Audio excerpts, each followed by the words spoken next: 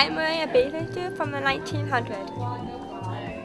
So what do you think, man? Is that a thing you want to take to the beach maybe this weekend? Borrow it?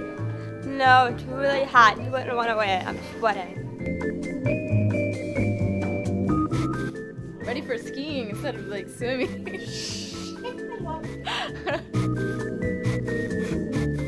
I'm wearing a 1900s one also, and this is one of the ones they use when they drowned, when they have all the pictures outside, and it's itchy.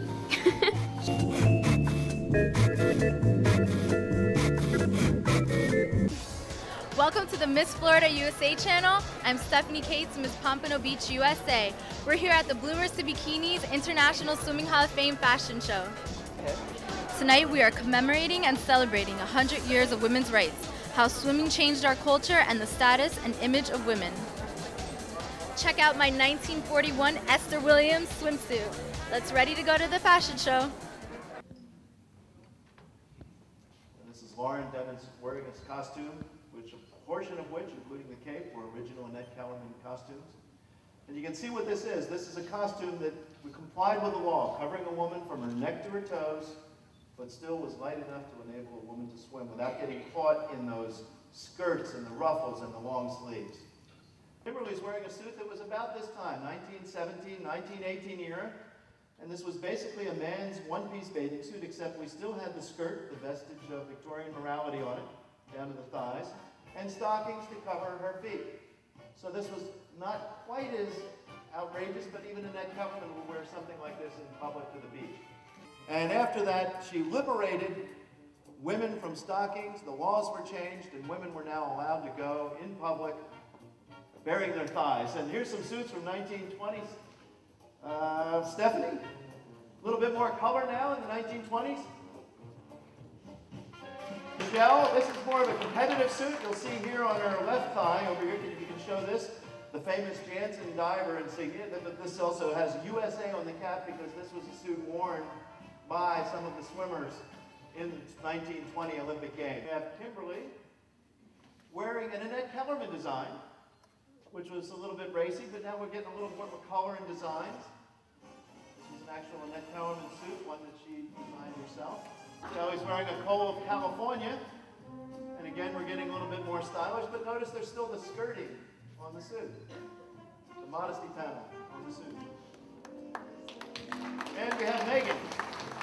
And Megan is wearing a suit that dances towards the two-piece bathing suit.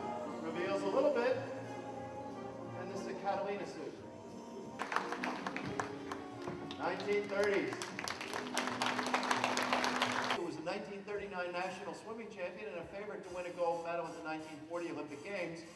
But as you know, World War II intervened. There were no Olympic Games. She turned pro, and her name is Esther Williams. And she became one of Hollywood's biggest stars. And Stephanie, here's a suit that Esther gave us. She had this made. It was a replica of the suit that she first wore in her first starring role in 1941, starring opposite Mickey Rooney and Andy Hardy's Double Life. And this was quite outrageous for the time. And of course, Esther Williams has basically been unchanged since 1973. And when I say 1973, in competitive swimming, we've finally done away with that modesty panel.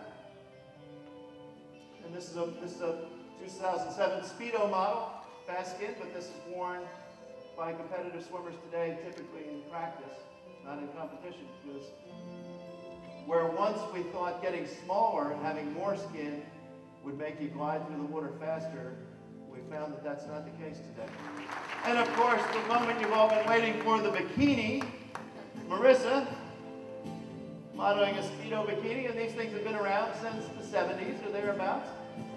The bikini gets its name from the Pacific Island atoll, where the first atomic bomb went off, and the Frenchman that designed the first bikini. And what distinguishes a bikini from a two-piece is a bikini reveals the belly button. So that's the difference.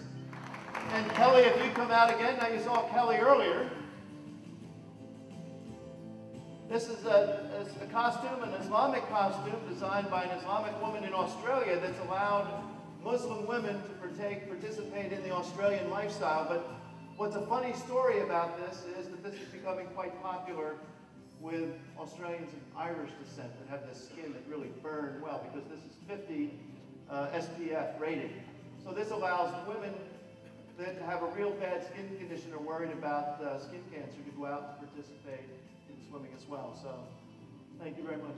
For those of you who watched the last Olympic Games and the next one, the Speedo Fast Skin and modern technology and fabrics has shown now that no, skin is not faster, does not glide through the water with less resistance. The new Fast Skin material designed by Speedo. And now I'd like to bring out really the mother of, I think, of women's rights.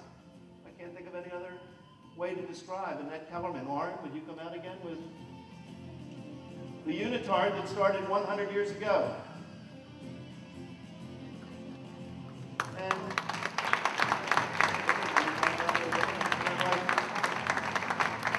like Allison to join her, and you can see that except the material, we haven't come very far in 100 years, have we? Thank you very much. That's the end of our program. I certainly hope that you've got a better understanding of our culture, the role that swimming has played. And one big round of applause for the ladies that have shown you this swimwear throughout.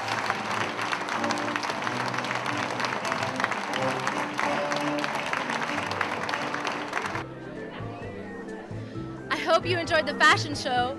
From the International Swimming Hall of Fame, I'm Stephanie Cates with the Miss Florida USA channel.